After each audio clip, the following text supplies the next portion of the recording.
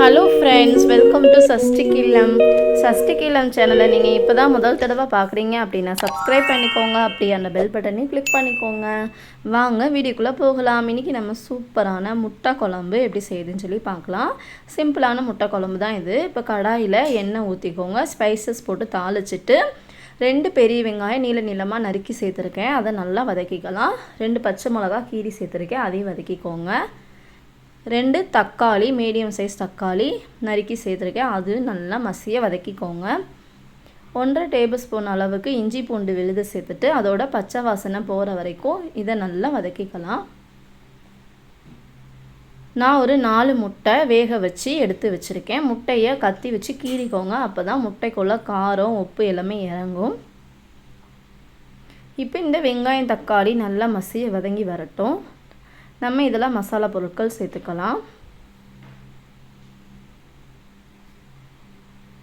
நான் இன்றைக்கி குழம்பு மிளகாய்த்தூள் 2 டேபிள் ஸ்பூன் அளவுக்கு சேர்த்துக்கிறேன். மஞ்சள் தூள் 1/2 டீஸ்பூன் சேர்த்துக்கோங்க. குழம்புக்கு தேவையான அளவு உப்பு சேர்த்துக்கோங்க.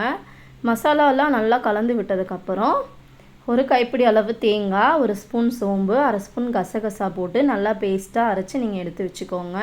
நீங்கள் நான்வெஜ்ஜில் எந்த குழம்பு செஞ்சாலுமே தேங்காயோட சோம்பு கசகசா அரைச்சி செஞ்சு பாருங்கள். அந்த குழம்பு நல்லா க்ரீமியாக திக்னஸாக சூப்பர் எம்மி டேஸ்ட்டில் கிடைக்கும். இப்போ மசாலாவோட பச்சை வாசனைலாம் போனதுக்கப்புறம் நம்ம வேக வச்சு எடுத்துருக்கிற முட்டையை இதோட சேர்த்துக்கலாம்.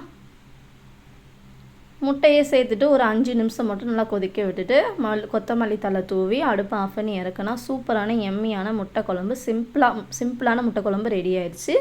இது சாதத்துக்கும் சப்பாத்திக்கு இட்லி தோசைக்கு எல்லாத்துக்குமே சூப்பராக இருக்கும். நீங்களும் ஒரு முறை ட்ரை பண்ணி பாருங்கள். இந்த வீடியோ உங்களுக்கு பிடிச்சிருந்தது அப்படின்னா என்னோட சேனலை சப்ஸ்கிரைப் பண்ணிக்கோங்க, லைக் பண்ணுங்கள், கமெண்ட் பண்ணுங்கள், ஷேர் பண்ணுங்கள்.